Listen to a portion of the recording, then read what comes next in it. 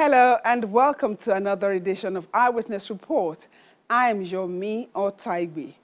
As the rainy season intensifies across Nigeria, many communities are experiencing its mixed effects. While the rains bring relief in some areas, they've also left a trail of destruction in others. On this edition of the program, we focus on a landslide incident in a community in Calabar, Cross River State, where 5 people lost their lives. We also travel to Kwara State, where the deteriorating condition of the Erile Road has renewed calls for urgent government intervention. Stay with us for the details. Residents of Ikot Anwatim in Calabar Municipality, Cross River State, are counting their losses after a devastating landslide swept through the community, claiming 5 lives and destroying homes and other properties. This is one of several flood-related incidents that have once again raised concerns about environmental degradation, inadequate drainage infrastructure, and the need for more proactive government measures to protect vulnerable communities. Morning breaks over Ikot Anwatim, a mixed-terrain settlement on the outskirts of Calabar, the Cross River State capital, still reeling from a devastating landslide triggered by days of heavy rainfall.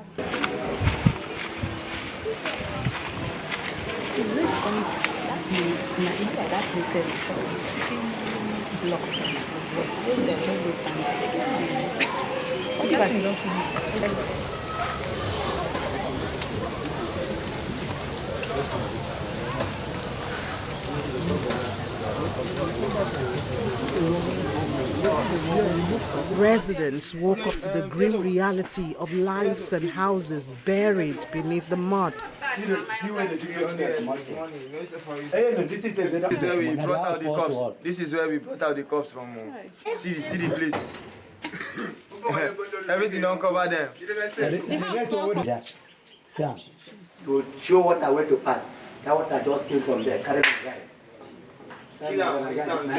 my guy didn't go to right now. He's one of the dead. Eyewitnesses described the incident as terrifying. I was on duty toward that very day. I can't even come out because the rain was very heavily. Then at the end of the day, when I came back this morning, look at what I saw. Not to say they are sick. They are not sick. They just enter house and sleep. And this thing can happen. Kingsley Edem is perhaps the most affected victim, having lost his home and 4 children to the misfortune. My daughter, then follow them, stay inside. The erosion carried here, compress my house, and my house build or collapse, kill my 4 issue. 4 children. Everything, all the property, no one even come out together with my children. If they say as this thing happened, my children come out, the property lost, I for no worry myself. But those, my 4 kids, is the one where make me to sat and think. Because something I don't even expect in my life come and happen unexpected. So I don't know what to do and where I'm standing now, I don't know. I believe as God give me, God knows the way He carried to take them away from me. Not to say they are sick. They are not sick. They just enter house and sleep. And this thing can happen. So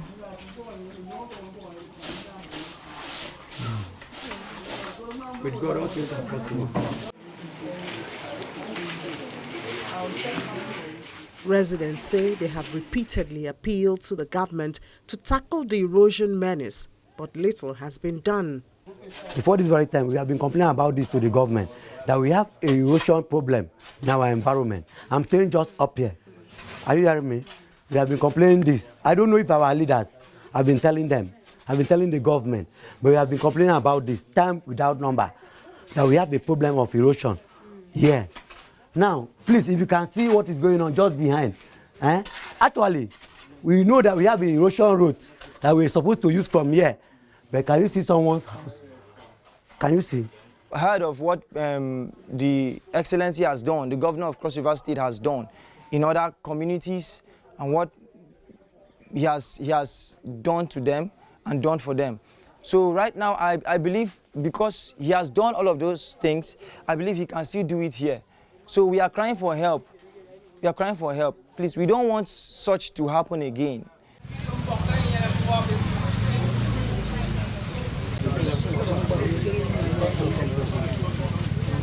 In an immediate response, Governor Basio too visited the affected community to assess the extent of the destruction and offer condolences to the bereaved families.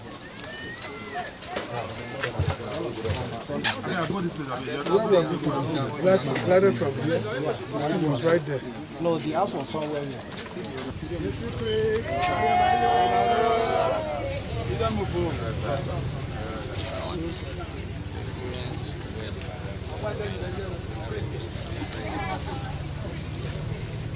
The impact is so much.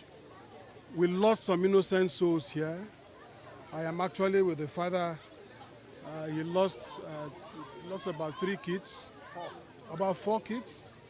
And her daddy is also late today because of this flood. On our part as a government, we are going to do all that we can to make sure that we are able to mitigate some of these impacts so that we'll get used to it not too long. But it's very clear that we need adequate support and infrastructure in terms of ecological support to actually achieve what we want to achieve here. The governor inspected destroyed homes, damaged roads, and blocked drainage channels.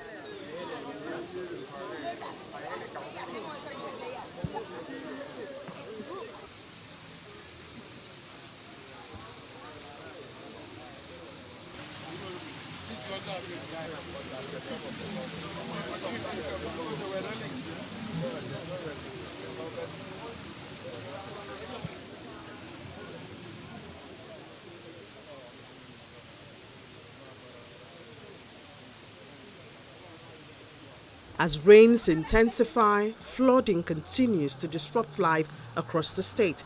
It's become a recurring nightmare in Calabar, destroying homes, displacing families, and crippling the local economy.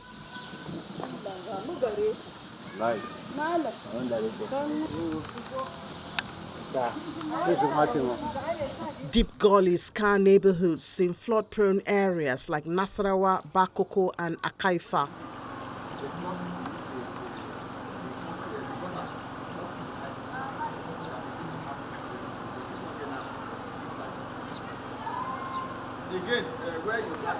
Blocked drainage channels force water levels higher, threatening to swallow homes.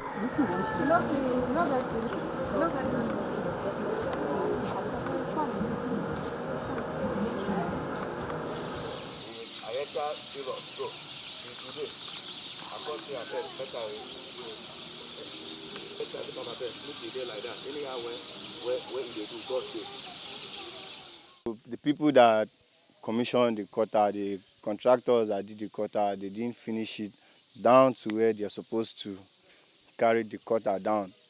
So they stopped halfway from there. The water right from Gariki up is the water that is coming down here, and the pressure of the water is too much. That's why you can see houses is being gone down.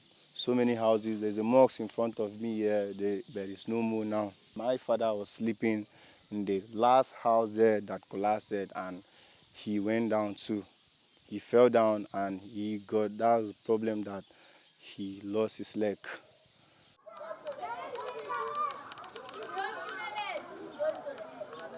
While some families flee to safer ground, others remain stranded, praying the waters recede before disaster strikes. Right here now behind me, you could see this is our slaughterhouse, which the thing has already eaten it all. And we have called the attention of the state government. We have also written to New Map in federal. They have come, they have inspected it. Up till now, nothing has been done to it. The people of the community are not sleeping with their two eyes closed because everybody is afraid. How would this thing move when the rain is falling? If your house is closer to this gully erosion, your eye is not closed because you are afraid that anything can happen. So we are appealing to the state government, to the federal, to any relevant agency that can render assistance in order to tackle this gully erosion that is about to even finish the community. The life of the children of Nasraba Bakoko is at risk during rainy season because of this erosion. The children always go to Islamic school in the evening, that's around 4. When it's raining, they do not go because of the erosion. The devastation is impossible to ignore. Waterlogged streets and flooded compounds have triggered desperate pleas for urgent government action. They do announce that nobody should block drainage, but they have really blocked the drainage in such a way that the water is not flowing the way it's supposed to flow. Now it's just eating up the whole ravine. And apart from that, people are packing sand from where they are not supposed to park. The ravine has become a company that people will get up early in the morning, they start evacuating all the sand that is inside the ravine that's supposed to at least hold the sides of the gutter to be strong. They are removing everything. So with that, the gutter is just empty. When water is flowing, it does not have anything than to eat up the sides of the ravine. And the thing is going very deep, that everybody is become very scared. When we sleep, when rain is falling, we become as if we are holding our hearts in our hands. We cannot sleep with children that we have in the house. Where will we run to? This is Ikot Street. We have a serious problem here, which you can see. Even if you do this culvert today, if you go down from this gutter, if you go down to the end of this street, this road here, from the gutter, this gutter go down, you will see a lot of damages from people's house. When heavy rain fall, the water will be flooded everywhere. It will enter people's house. So automatically, we are not living fine because of this gutter. Governor too has been touring flood-affected communities to assess the extent of the damage caused by the heavy rainfall. The impact here has been devastating. You can see it has taken off the culvert and everything, and the water here has flooded some homes, even some churches that are nearby. And I believe that the immediate urgent action we have to take here is to ask the Commissioner of Works to immediately get this thoroughfare opened and then get a proper culvert here and then try to channel the water properly of this particular location so that people here can reside peacefully. Well, my experience really is we have to take our ecology very seriously now. It's clear that the climate change has moved certain things beyond what were planned for in the past. Most of the drains have to be expanded, more channels have to be created, and desiltation should also be a prime action in some of the things that we do. But it's very clear that the actions are quite serious. I believe I will take this to the National Economic Council where we have to discuss, because there are some really fundamental structural issues that are involved, particularly with a coastal state like ours, Cross River State, with one of the longest, what I would say, coastline you can think of in Nigeria. But I believe that whatever we can do for now, we'll have to do it to mitigate and help some people in terms of those that have been dislocated. We try to help them with shelters, and those that have lost probably things from their homes, their properties, and so on and so forth. We see the best way which we can help them. But it's very clear it's going to be for a while because I think rainy season is here with us. People are used to some very bad habits and bad behavior. And because for now, it's difficult to differentiate public waste and private waste, they believe that waste can be treated anyhow. But we are putting some structures in place. For now, I'll advise them, citizens, in their own interest, to try to take those waste to particular locations, which we have set for bins, to collect them so that it can be taken away from there. You know, pouring them into either the gutter, the rivers, sewage routes is not the best for now. In the future, these are all the things that we'll try to sort out. As the rains continue, affected residents hold on to the governor's promise, hoping that swift government intervention will outpace the rising tide and restore safety and stability to their communities.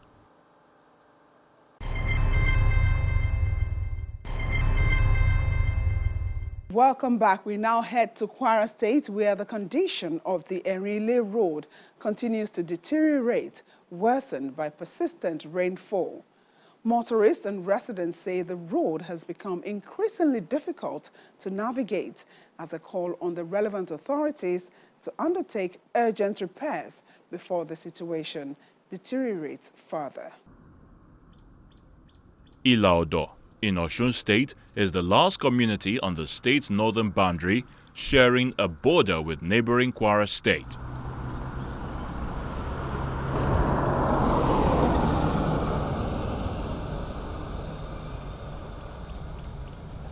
This corridor of the Ofa-Erile Federal Road is a motorist's delight. With clean asphalt and smooth traffic, interstate transport moves without a hitch.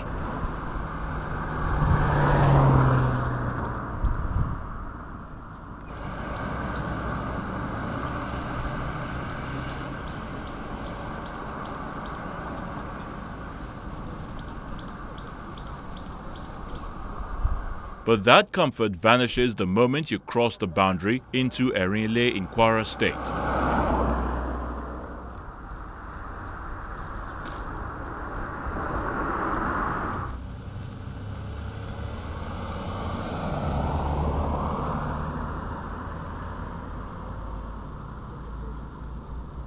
It's an instant transition from a smooth tarmac to a cratered wasteland, forcing vehicles to slow to a literal crawl.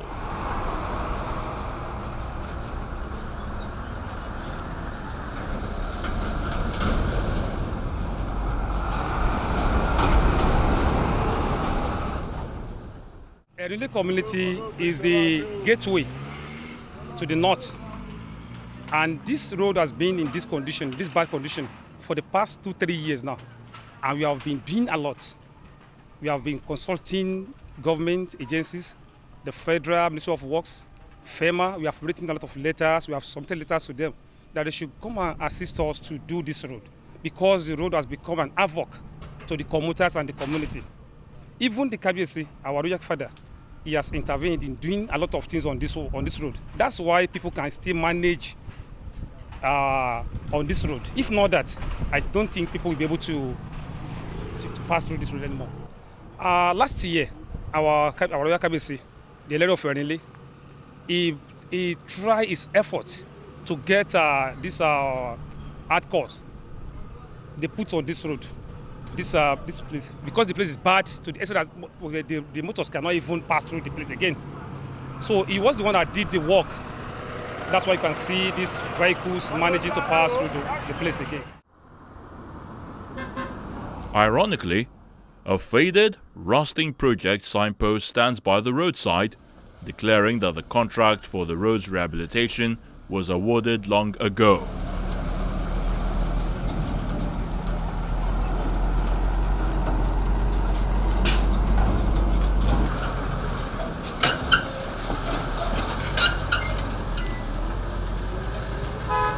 But on the ground, there's absolutely no evidence of taxpayers' money at work.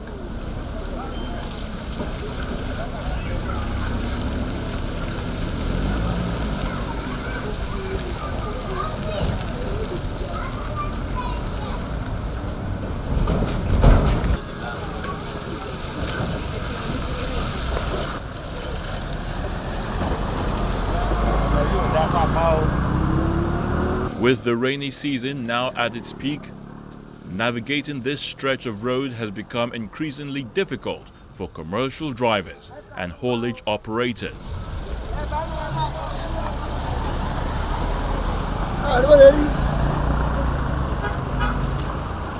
We are pleading for the state governor to help us to plead because we are going to the race season now.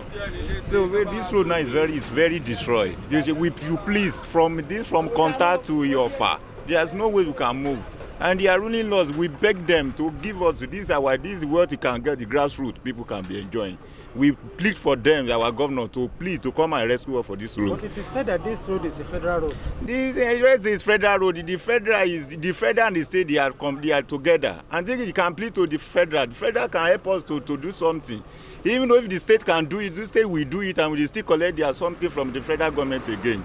We plead for them to rescue us. We are going to the race season now.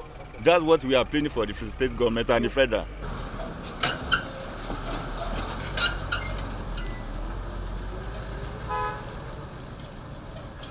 Beyond the compounding toll of shock absorbers and broken axles lies a far darker fear: insecurity. In what way has this road been affecting your personal? Yes, we are affecting us because even though including all these vehicle expenses we are spending unnecessarily is giving us delay.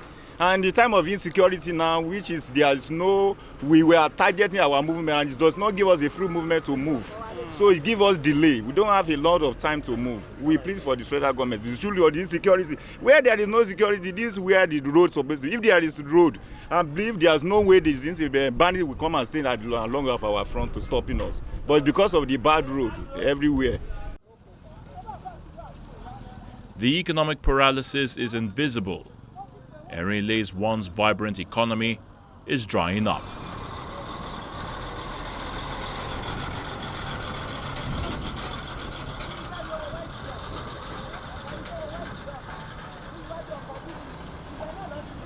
The road has been in bad shape for years. It has been affecting us as passengers now prefer other routes to Osun State instead of Erin.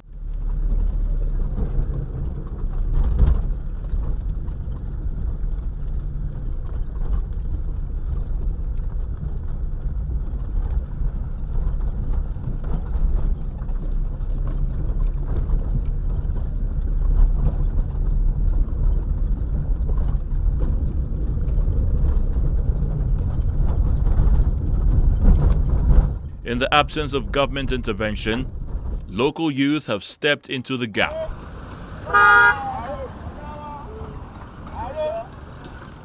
Armed with shovels and rare determination, they harvest sand from nearby bushes to temporarily plug the holes, surviving entirely on the voluntary tips of grateful motorists. Our good boys of Erile, and our road maintenance. Gbogbo ọ̀nà wa ọ̀kadà rọ́lùra mọ́tò rọ́lùra wọn ẹlẹ́sẹ̀ gan orí bí rìn tójò bá tún rọ̀ gbogbo ẹ̀ ló máa ṣe pọ́tọ̀pọ̀tọ̀ ẹ ràn wá lọ́wọ́ olóògbé yìí náà lọ́wọ́ sókè. Ìgbòho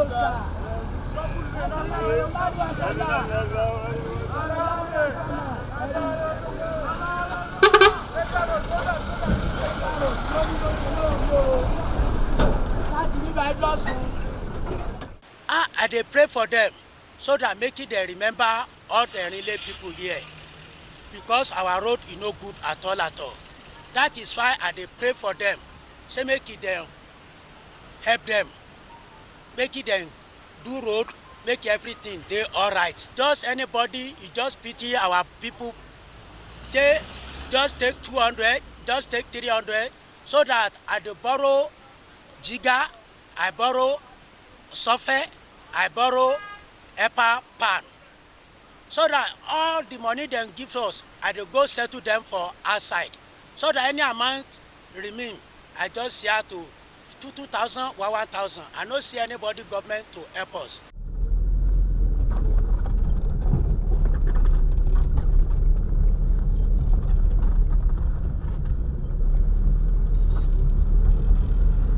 Now we are appealing to the government, the federal government of Nigeria, under the able leadership of our President Bola Ahmed Tinubu, to please come to our aid.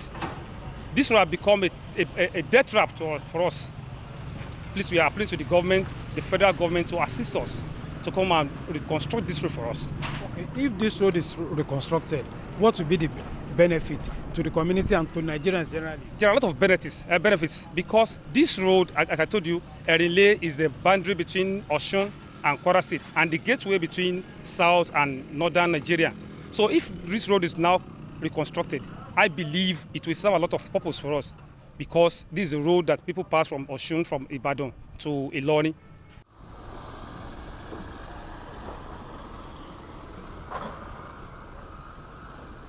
For Erinle, this road is a lifeline that has been left to decay.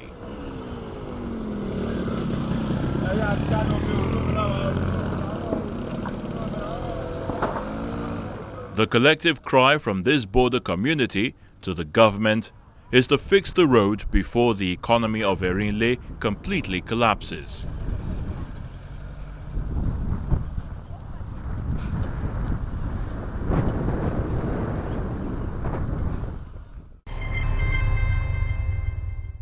A reminder that Eyewitness Report gives you the opportunity to share stories from your community, especially those that highlight issues affecting development and the well-being of residents. You too can become an Eyewitness reporter by simply using your smartphone or any recording device to capture events in your area and send them to us via channelstv.com/eyewitnessreport or through the Channels TV mobile app, available for download from app stores on your device. Your contributions help us investigate important issues, follow up on developments, and amplify stories that can inspire meaningful action and positive change.